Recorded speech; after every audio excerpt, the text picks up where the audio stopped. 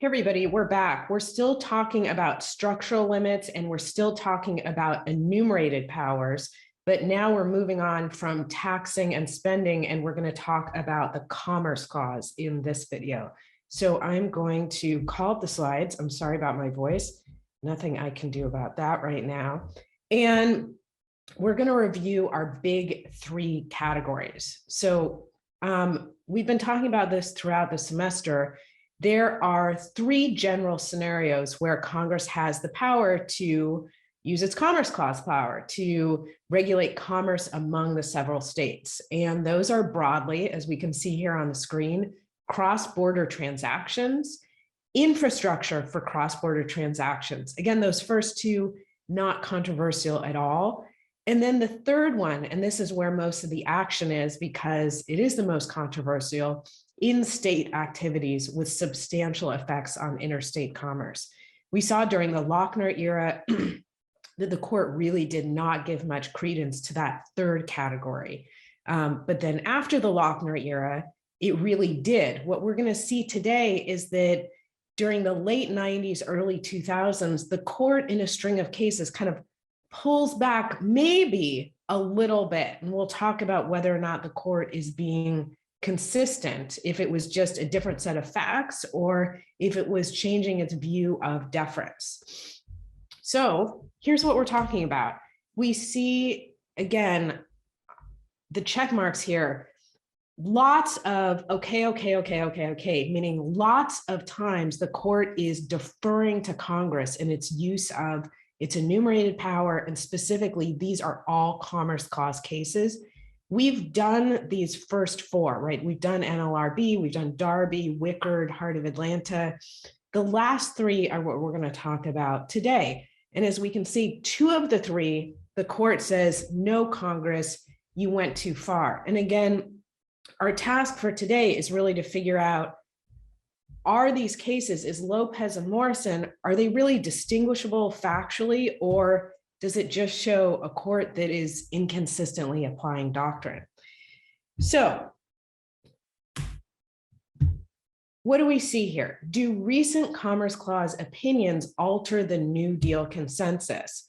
That, again, that's one of the big questions we're going to be asking ourselves when it comes to what we're talking about today, the scope of federal enumerated powers. What we've seen since Lochner, what we've seen in our New Deal era and following the New Deal era is deference, again, except for Lopez and Morrison. Now, the rest of this chart is really a reminder of where we are. Another area where the court generally defers when Congress burdens less important individual rights, typically economic rights. By contrast, where is the court more skeptical when Congress burdens more important, meaning non-economic rights? Now, what are we adding today? So this is a little bit more detail of that first slide that I showed you. Again, talking about the big three categories. This is a little bit of a summary. What do we know from our cases? Well, we know that we can consider economic realities, including connections between local and interstate activity. We don't have to see every economic activity as this isolated little slice. We know that congressional motive to achieve other purposes will not doom a statute. That just because Congress wanted to do something like end child labor, that doesn't mean that its use of its Commerce Clause authority is improper. What do we know from the Farmer-Filburn case? Again, more review for us, that we can add up, that we can aggregate. We aggregate the impact of similarly situated individuals on overall supply and demand of a commodity, in that case, wheat. We're also going to be talking today about marijuana in the interstate market. And then what do we see from Lopez and Morrison?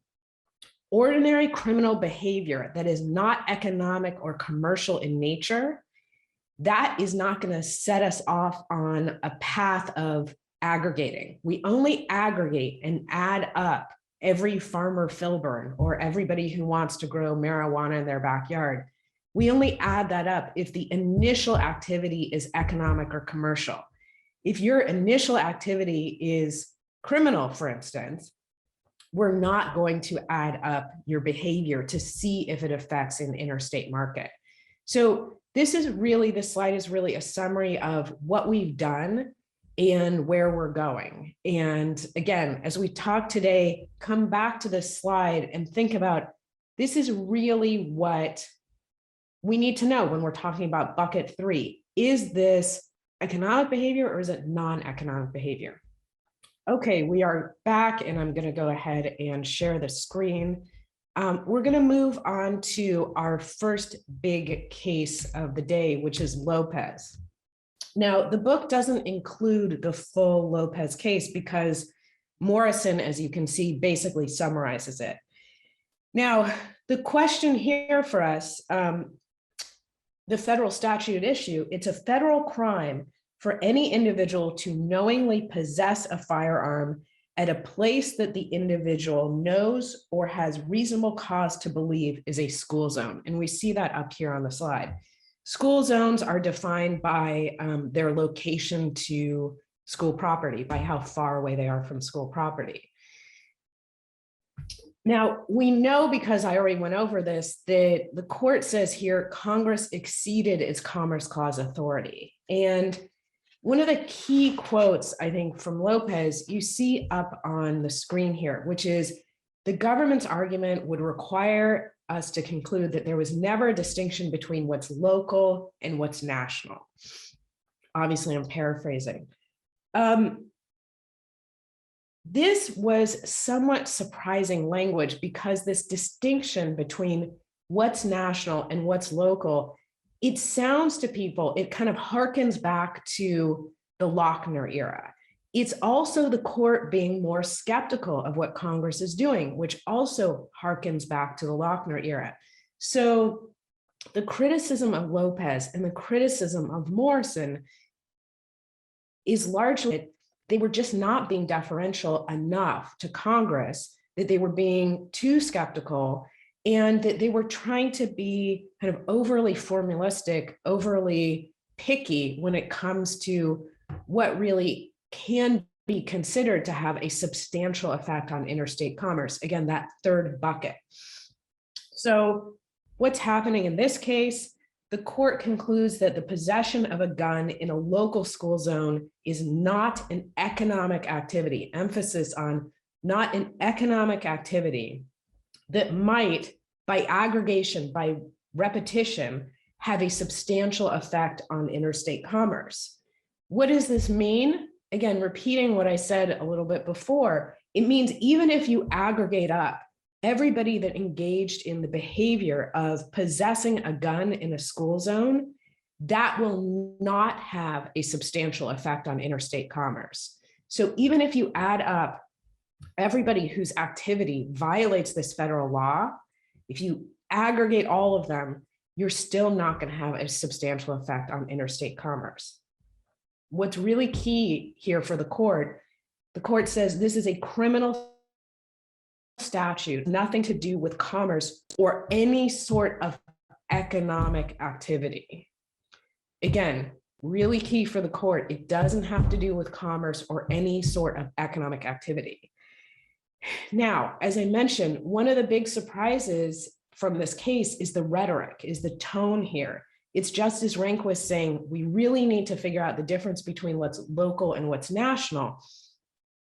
Why is this a surprise? Because it seemed before like we could just add up a lot of activities that are local activities and say, yeah, they have an effect on our national market. Again, for some people, this language sounds like we're going back to the Hammer versus Dagenhart case, that Lochner era case, where the court struck down a federal law that prohibited the interstate shipment of goods produced by child labor under kind of the idea that we have to look at true congressional motives, under the idea that we have to be really skeptical, in fact, of Congress at times. Now, is this different? I mean, what Justice Souter says in dissent here in Lopez and Morrison is that the majority is basically reviving the discredited part of Lochner by not being deferential enough. So again, we have this battle where Justice Rehnquist and the majority is saying, well, we've never seen anything like this before. It's not that we're being inconsistent with our prior cases. It's not that we're ignoring precedent. It's that those cases dealt more with economic activities and this doesn't. We have Justice Souter in dissent saying, no, you're being inconsistent with our approach of deference and you're going back to the Lochner era. I don't actually care where you come down on that. What I want you to be able to see and kind of think through is the difference between those two approaches and why they're each making their very different cases here. So let's put the rhetoric to the side for a minute and just really talk about whether the law in Lopez is a legitimate use of Congress's Commerce Clause authority. So let's think back. Does it fall with an A? Is it a cross-border transaction? No. Does the law regulate the infrastructure for such transactions? No. As I already told you, we're in the land of C. And the idea is that when people possess guns by school zones, it will affect people's behavior and eventually it will affect their economic behavior. And that if you add up all of these changes in economic behavior, that will have a substantial effect on interstate commerce. Again, the majority here says, no, this is not economic activity. And so we're not even going to add it up to see if it has an effect on a national marketplace.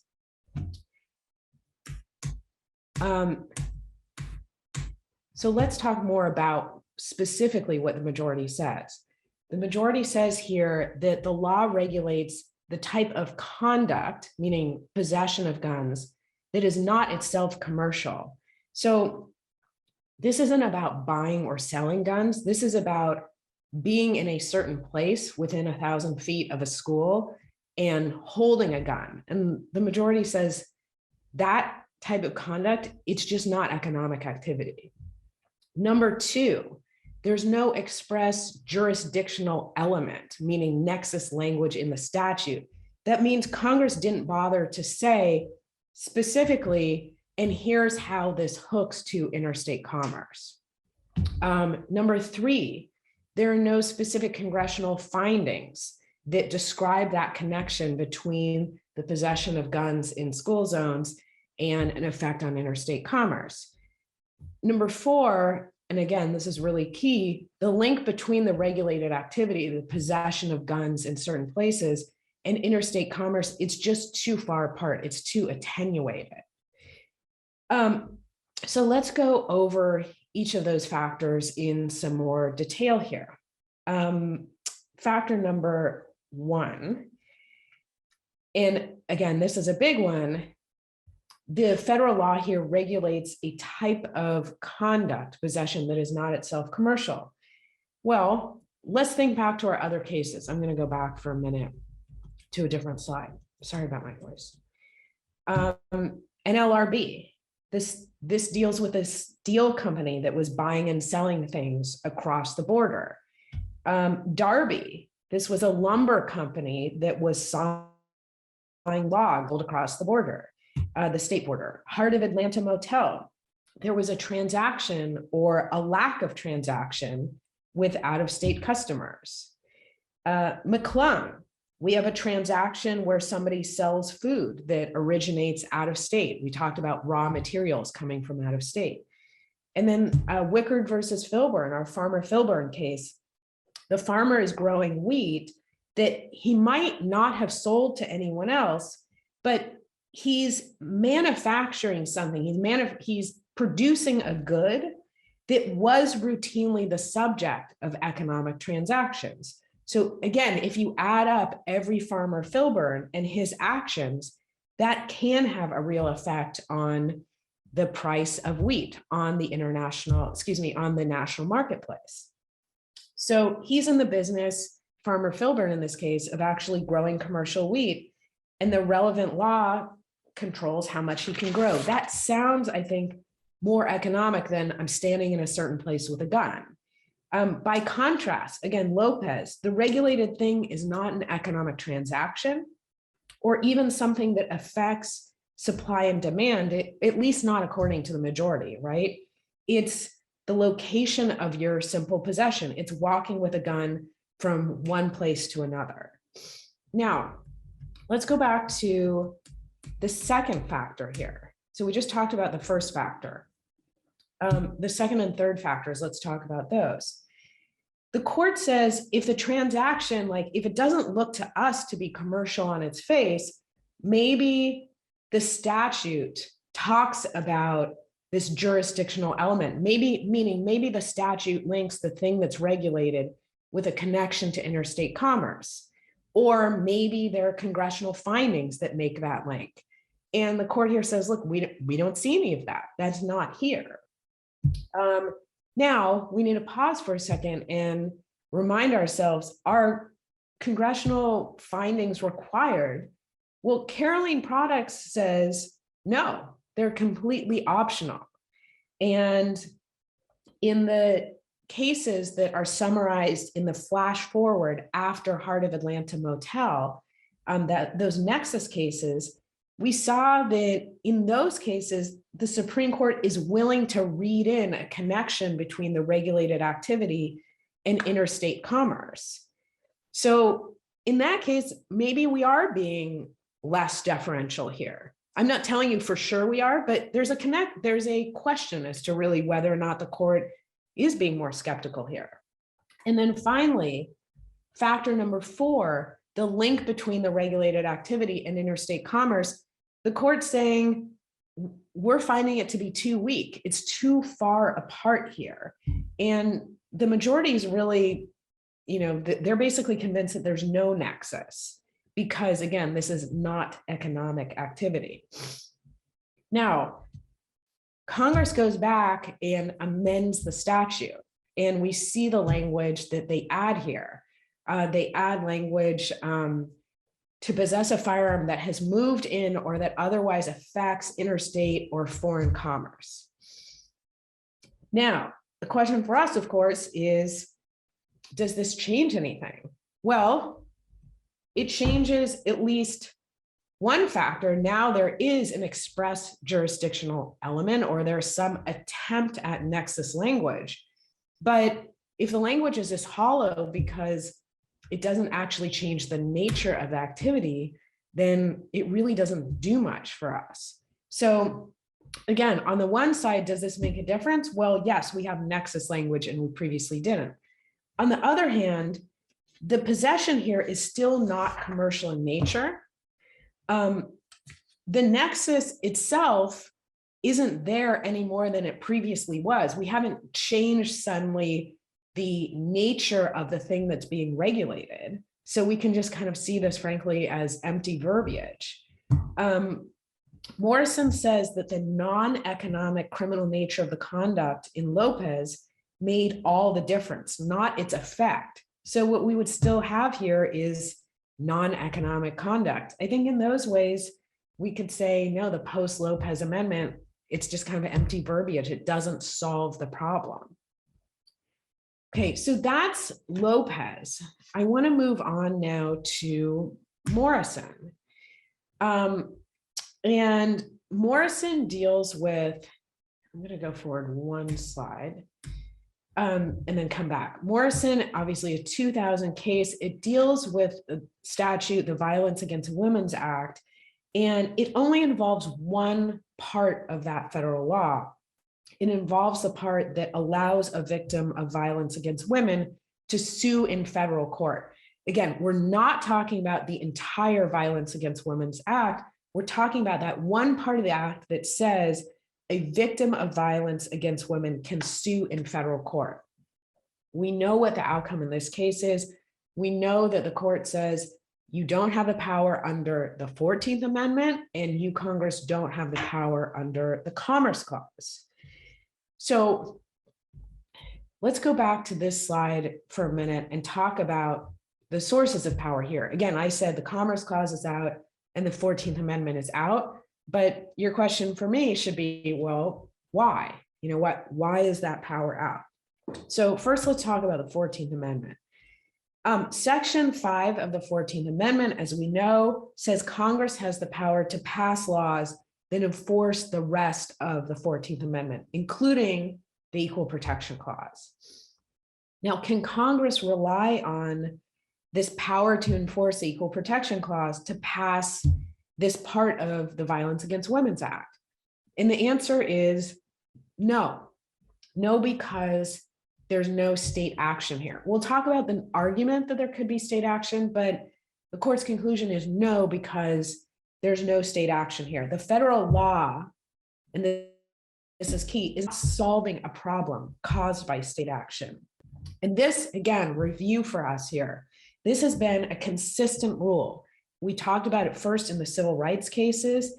It was left in place in Heart of Atlanta Motel. It's reaffirmed in this case, and even the dissent in Morrison, they don't dispute this part of the decision. They're really just going after the Commerce Clause part of the decision.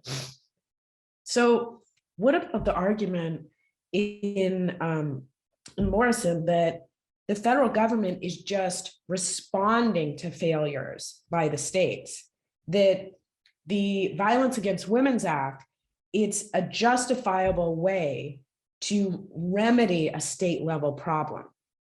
Well, this is also, I would offer you, probably not enough for state action. The federal law, again, needs to be targeted at the state doing something, not at the state failing to do something. And that's really the argument here, that the state just failed to act.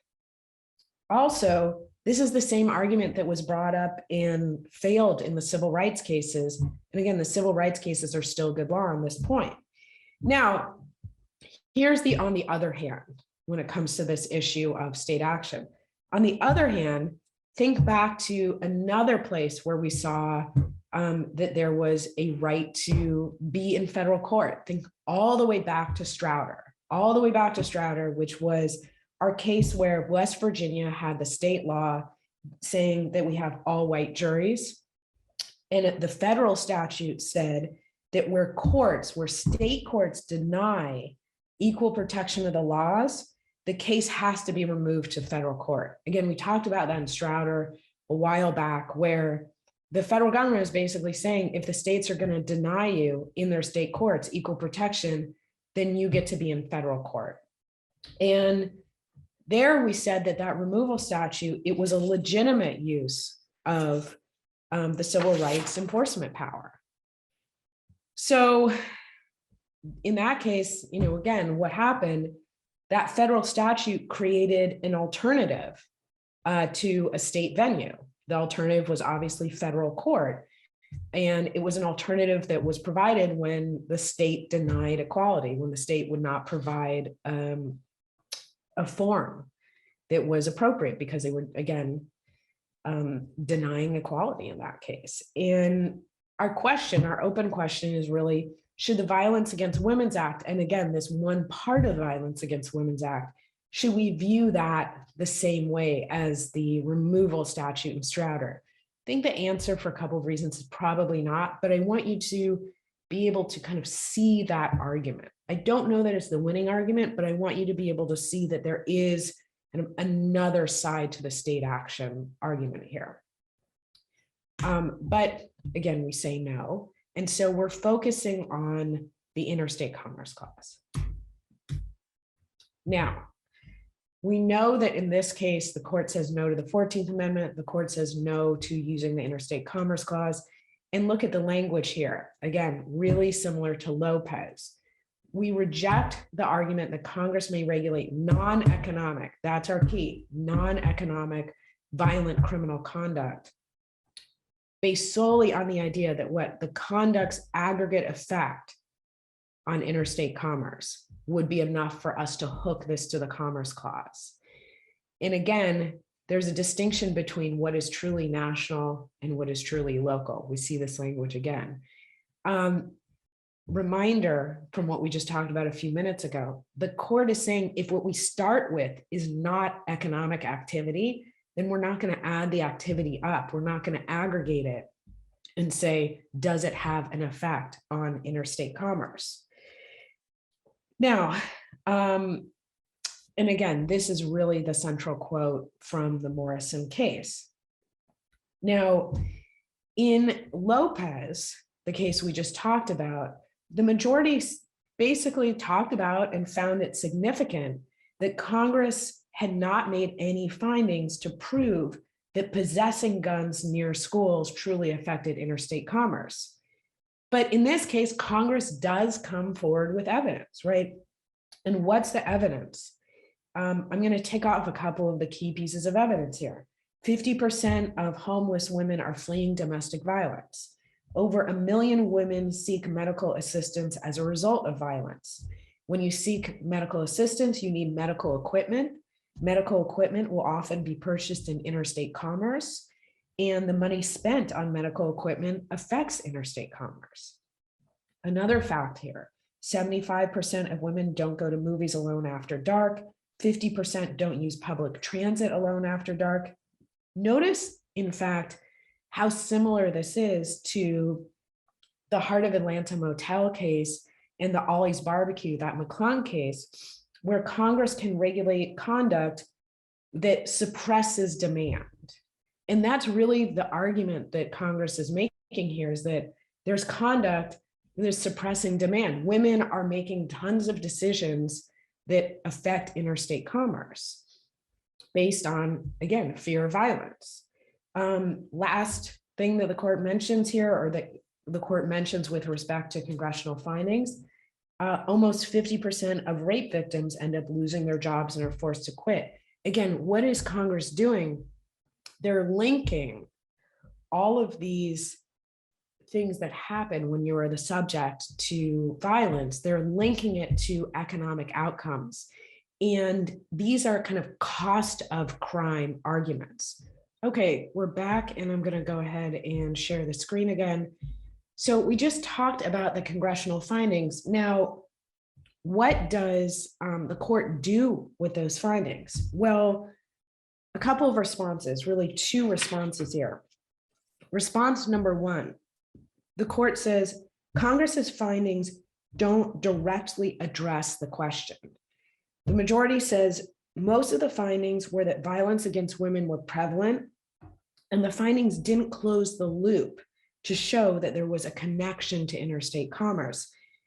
I'm going to offer to you that I think there's a counter argument here that this is a selective view of the evidence. And a lot of rational people, I think, would say the findings, in fact, do establish that needed nexus, that needed connection to interstate commerce. Response number 2, the regulated activity here isn't commercial. So if we don't start with something that's commercial, we're not going to then kind of move out and say, well, even though the original activity isn't commercial, it has an effect on interstate commerce. It has an effect on other commercial activity. We're not going to kind of spin that out one layer. And for the court, again, if we find that the activity is non-economic, even if we agreed that ultimately it's bad for interstate commerce, as I said, that's not enough. We're not going to allow ourselves to start with non-economic activity and then say that that can affect interstate commerce. Let's think of an example here. Example would be street crime in New Jersey was nationally known to be out of control. There's tons of evidence. Let's assume it's evidence that's similar to the factual record in Heart of Atlanta motel, that business and pleasure travelers just say, we're not going to New Jersey because of the crime. And I'm not picking on New Jersey here, just using an example. For the court, really no amount of fact finding, I think, would satisfy that majority, because it considers crimes to be, these are crimes of violence that are local, and that's non-economic activity. So even if the evidence was persuasive, the majority perceives this as like a slippery slope that we're not going to go down, where Congress would then just be able to regulate all local crime if they said that this statute was within Congress's Commerce Clause authority. again, the majority is saying, like, if we let you go ahead with this statute, then the federal government would just start regulating all sorts of local crime. And that's their worry. That's their slippery slope argument worry. And again, what's kind of in the background here, federalism concerns. We don't want the federal government to trample on states' ability to pass those laws and to control local crime themselves because they're a separate sovereign. So the majority here is claiming that it's protecting state power. Now, let's kind of dig into that a little bit more for a minute. In what ways does someone's ability to file a suit in federal court harm the autonomy of states? I think in a way, the argument kind of boils down to that state courts are deprived of the ability to maybe deny someone their day in court. Now, let's be clear though, after Morrison, is there criminal conduct that Congress can regulate under the Commerce Clause? And the answer is yes, there is criminal conduct that Congress can regulate under the Commerce Clause. Let's think of some examples here. Crimes aimed at things that cross state lines, crimes aimed at infrastructure of interstate commerce, nonviolent crimes that are economic, like wire fraud, mail fraud, the manufacture and sale of drugs. Those are still fair game under Congress's Commerce Clause authority. Now, again, back to a question that we've been posing since the beginning. Is Morrison consistent? Lopez also, are they consistent with our New Deal consensus? Souter's argument here, as we talked about in dissent, is no, the majority is not being ideologically consistent, that our rule is if conduct has a substantial effect on interstate commerce, that's enough. And we owe Congress deference, and we're not giving Congress deference here. Rehnquist in the majority, Rehnquist's response is, those are different cases dealing with economic transactions. They're much more easily seen as economic transactions for all the reasons that we talked about a few moments ago. And we've never seen a law like this before. So we're just applying our old standards to new facts. And we're not going against precedent. We're just looking at a new set of circumstances. This isn't inconsistent with other cases that deal with different sets of circumstances.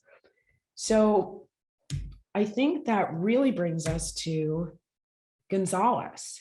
That brings us to 2005. Again, I'm not going to offer for you who's right or who's wrong in terms of Rehnquist or Souter, and I'm sorry if it feels like I did offer that to you. Again, all I want you to know is the difference in the arguments, what Rehnquist is arguing in terms of why Lopez and Morrison are different, and what Souter is arguing in terms of, no, they're really the same, and we owe Congress deference in those two cases as well. Okay, so this brings us to the Gonzalez case.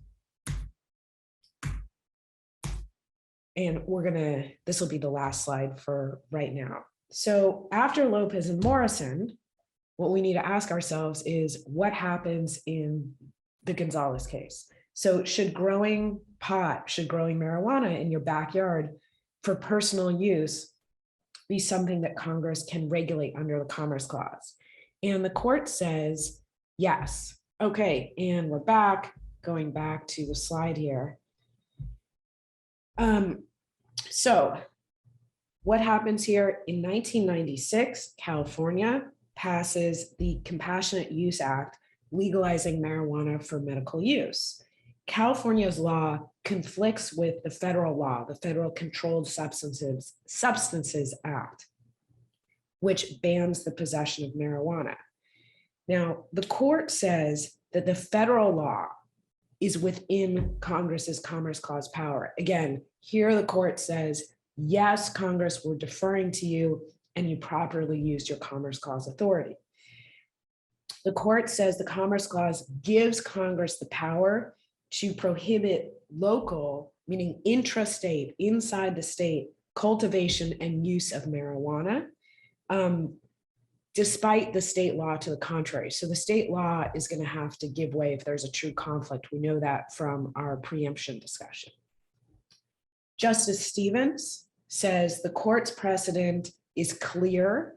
It firmly establishes that Congress can use its Commerce Clause authority to regulate activities with a, quote, substantial effect on interstate commerce.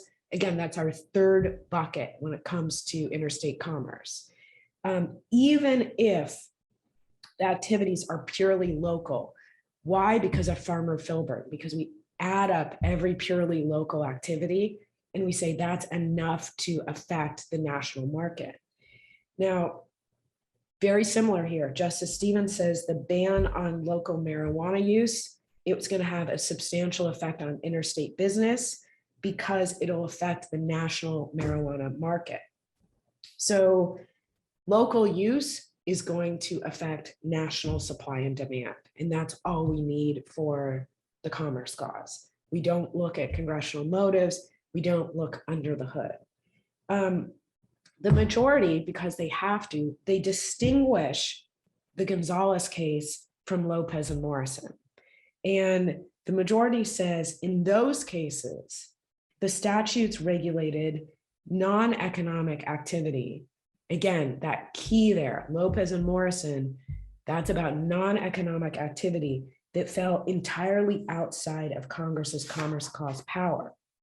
But here, Justice Stevens is saying, we're back. We can use our Commerce Clause power because the regulation directly affects the supply of a product that Congress wants to regulate in interstate commerce. Now, I just want to kind of emphasize this point a little bit more. Can we square Gonzalez with Lopez and Morrison? On the yes side, what do we have on the yes side? Morrison is about non-economic violent crime, which is not at issue here. What else is on the yes side? Lopez, the government's trying to justify the statute as connected enough to interstate commerce. Again, Lopez and Morrison, I should say. In both cases, the government's trying to say there's these cost of crime arguments. So if you engage in the activity, it's going to have a ripple effect on interstate commerce. Again, that's different from the government's argument here in Gonzalez, that the ban contributes directly, no ripple effect, but the ban contributes directly to the supply of a product that Congress wants to regulate in interstate trade. Now, those are our two kind of big reasons that I think maybe, yes, you can square Lopez and Morrison with Gonzalez. Now, on the no side, what's on the no side? Maybe growing your own marijuana is just a non-economic activity. Maybe this is just showing us the impulse to criminalize drugs, and that's ordinary crime control. Picking up on that point, one other or two other things I want to mention, I think. Is this case about the right to use marijuana? And the answer is no, that's kind of a leftover, right? That's a consequence. This is a federal powers case. This is a case about the federal government's ability to pass the statute. And the consequence of that will be whether or not certain individuals, particularly in California, because of the state law, can use marijuana. It's the leftover, it's the consequences. Last thing I wanted to mention here, some people attribute the votes of Kennedy and Scalia, in this case, to basically drug war paranoia. Is there another reason how we can reconcile how they voted in all of these cases? And I think, yeah, the answer is yes. Maybe it's unwillingness to overturn Filburn. They can see that agricultural commodities, they can affect interstate commerce. Okay, that's where I want to leave our Commerce Clause discussion right now, and then we'll pick up with the necessary and proper clause.